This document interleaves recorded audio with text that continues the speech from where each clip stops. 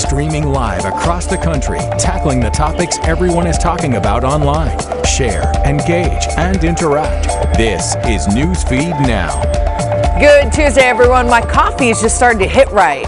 That feels so good. It's October 6th. I'm Hillary Hunt. This is Newsfeed Now, a show where we're going to take a look at all the stories creating a buzz on social media. And of course, we have to start on Capitol Hill. This is what everyone seems to be talking about. We begin with the story everyone's been following for several days. President Trump is back at the White House this morning after 3 nights in the hospital. The president says he's never felt better, but doctors say he isn't in the clear just yet. Anna Warnicki's in Washington with the latest. President Donald Trump is back at the White House and says he's feeling good. And now I'm better, and maybe I'm immune. I don't know. In a video posted to Twitter, the president addressed the nation from the White House balcony. One thing that's for certain, don't let it dominate you. Don't be afraid of it. He's back. White House physician Dr. Sean Conley says the president was fever-free for 72 hours before he checked out of Walter Reed. And he's returning to a facility, the White House Medical Unit, that's staffed 24/7, top-notch. Shortly after returning to the White House, the president tweeted that he will be back on the campaign trail soon. I hope the president's recovery is swift and successful, but our nation's COVID crisis is far, far from over. Democratic presidential nominee Joe Biden criticized his opponent at a campaign rally in Florida for not taking his diagnosis seriously. Now that he's busy tweeting campaign messages, I would ask him to do this. Listen to the scientists. President Trump is returning to the White House where at least 18 members of his staff tested positive for the virus. Vice President Mike Pence says he and his wife have tested negative for COVID-19 since Friday. Stakes in this election have never been higher. Pence says while the president recovers, he's heading to Utah for the first vice presidential debate on Wednesday. In Washington, I'm Anna Warnicki. That was Anna Warnicki reporting for us. We do want to bring in Kelly Myers from Washington. And Kelly, we first got to talk, a lot of people are criticizing the president for one, already leaving the hospital and going back into the White House. A lot of people saying, where is he going to work from? How is he going to quarantine and be away from people? What are you hearing on Capitol Hill?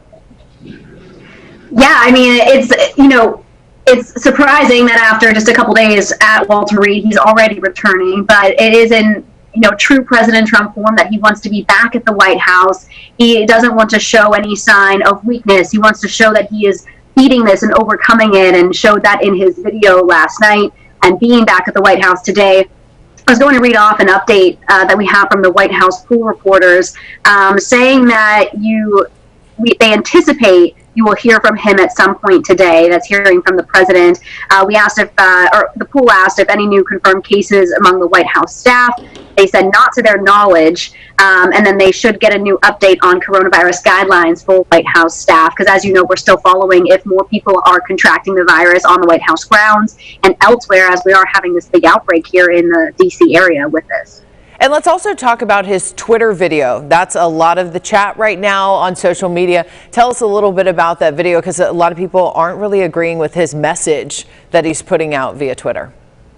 Yeah, because he's saying, I overcame it. We can beat this. Don't let the virus get you down, which is a very stark contrast to what his opponent, former Vice President Joe Biden, is saying, that this is a very dangerous virus. This has claimed the lives of over 200,000 people, and we have to keep wearing masks and staying safe, whereas you saw the president last night got back and actually immediately took his mask off and then entered the residence. So it's two very different candidates, two very different approaches to this pandemic, but he wants to show that he can overcome this, but he still very much has this virus right now. He isn't in the clear, even according to his own doctors, so we're going to be paying close attention to how he does, specifically in this next week.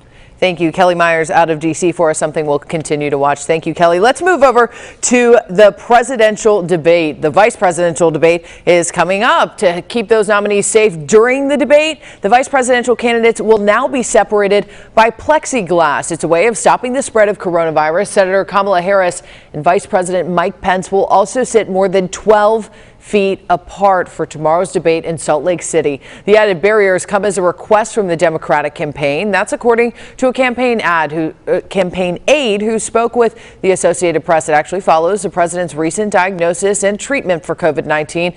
It's putting a lot of heightened attention on the showdown between those VP contenders. Something else a lot of people are watching, all eyes on the Gulf Coast today as Hurricane Delta continues to gain strength in the Caribbean. We do want to bring in meteorologist Thomas Gieboy from Mobile, Alabama. And I chatted with you yesterday, but this has picked up a lot of strength since again a Category 4 now. Yeah, yesterday we were talking about a tropical storm, a minimal tropical storm. Since then, it has strengthened to become a Category 4 storm. And at the 10 o'clock advisory, this was a Category 3. But 15 minutes later, hurricane hunters found that it has winds of 130 miles per hour, which makes it a Category 4 storm. So it continues to rapidly intensify. And part of the reason why it's intensifying so quickly is because it's a small and compact storm. It's able to take advantage of the favorable atmospheric conditions that it has. So it very well may continue to strengthen, and we'll see winds maybe of around 140 miles per hour later this afternoon, but I will not be surprised if it becomes even stronger and maybe make a run at becoming a Category 5 storm. But by tonight into tomorrow morning, we could be talking about a landfall near the Yucatan Peninsula as a Category 4 storm. It will then emerge into the Gulf of Mexico. It'll weaken somewhat with land interaction, but then it could strengthen once again into the Gulf of Mexico. And by Thursday, it's going to start to take a turn to the north. It'll move into more of a rougher environment where there could be some dip in intensity. But if this is a Category 4 storm or even stronger than what the National Hurricane Center is thinking, then it might be able to resist those hostile conditions a little bit more. And we could be talking about a major landfalling hurricane somewhere along the northern Gulf Coast some point on Friday. The National Hurricane Center pegging a landfall somewhere in east central Louisiana, but a landfall still possible anywhere from the Alabama-Florida state line to the Texas-Louisiana state line. So still some question marks here, but we could be talking about a very significant hurricane making landfall at some point later this week, Hillary. And Thomas, we talked about it yesterday. Preparations already underway. You can't be too prepared, especially that area that has already been hit this year.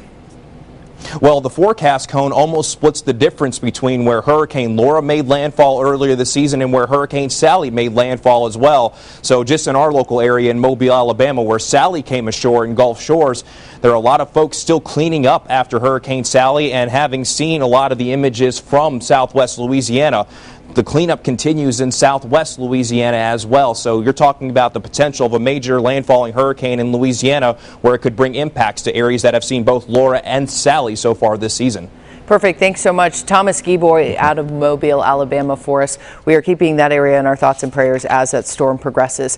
Let's talk about space. SpaceX successfully launched more Starlink satellites into orbit again today. The constellation of network satellites is actually known as Starlink. Starlink's goal is to create a network that will help provide something so important, internet services, to those who are not yet connected and provide reliable and affordable internet service across the world. Check that out. SpaceX will now have to close to 800. They'll have close to 800 Starlink satellites in the low Earth orbit. Today's launch originally scheduled for September. What happened? It was postponed multiple times due to weather, including twice last week due to those heavy clouds. You know, you got to have some safe area to do that. Let's move on to a story that I love. An 8-year-old girl is now being called a hero in Ohio. She was honored as a lifesaver, and she credits her local fire department for teaching her what she needed to do in the event of a fire. Here's Jack Shea.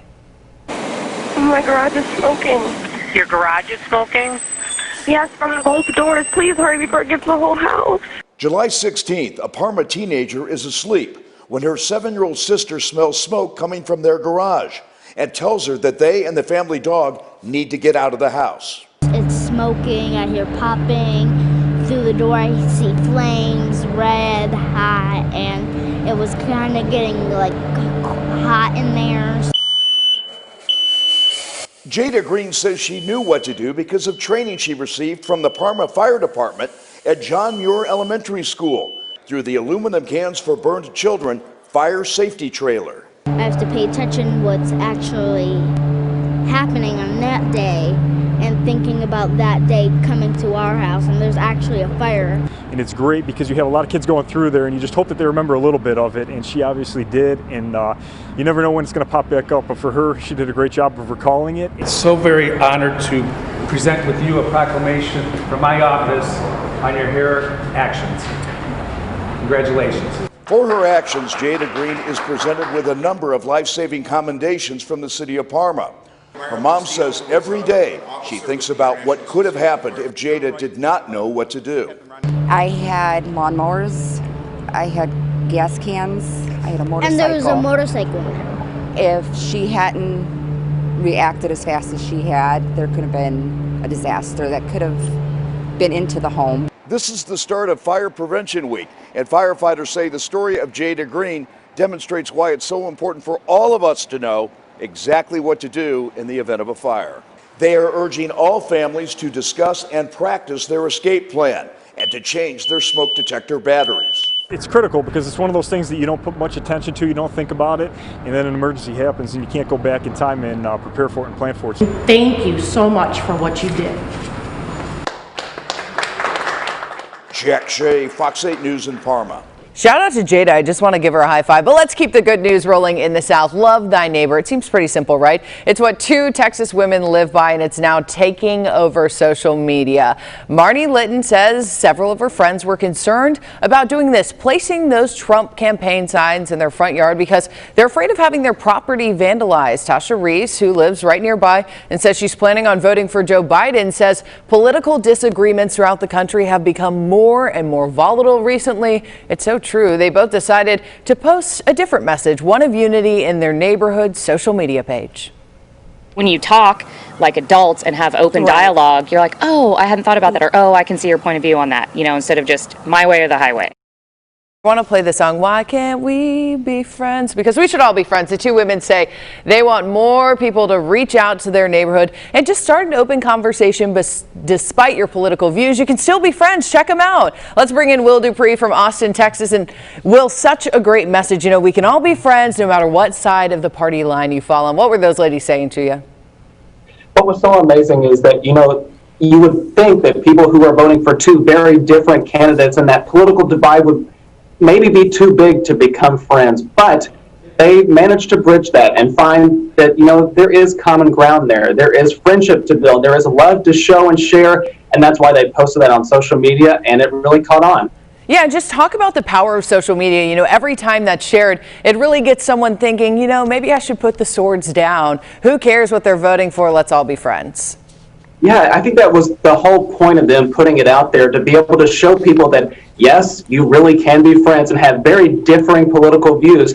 I mean, those 2 women there, Tasha and Marnie, they get together and have mimosas on Sundays, and that's what led to them posting this picture on social media. And again, like I said, it really caught on fire. And one line I want to point out in what they said on Facebook, and I really think that a lot of people can learn from it. Marnie wrote, "Cheers to loving my neighbor, even though we don't see eye to eye on everything." That in itself is everything. Look at him holding the champagne there. I always say a good friendship starts with a mimosa. Will Dupree out of Austin, Texas. Will, thanks so much. What a powerful message and something we can all remember during these volatile times. Put the swords down. Everyone hug it out. Thanks so much, Will. And before we go, a New York couple whose wedding was derailed by COVID-19 got married in the hospital. Check this out. Lisa and Ron already had to delay their wedding plans twice because of the virus, but they finally settled on a September wedding in their backyard. But sadly, Ron ended up in the hospital, but like any true man, he was determined to marry the love of his life, Lisa. Nothing was going to stop him. Thanks to the staff at New York Presbyterian Hudson Valley Hospital, a wedding was put together in just a matter of hours with decorations, even some cake. Look at that iPad too. They got to share that moment virtually with their kids, their family. In the ceremony, they said it is something they will cherish forever. It doesn't matter where you get married or how you get married. It's just that you're with the person you want to spend the rest of your life with. Love that story and love that you guys joined me today. That's all the time we have. We'll be right back here tomorrow. Same place, same time. Have a great Tuesday. Bye.